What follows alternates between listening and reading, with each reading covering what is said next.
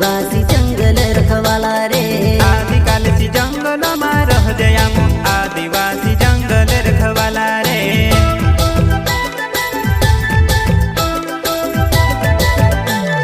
चल जंगल जमीन काज पूजे रे आदिवासी दुनिया ने रखवाला रे।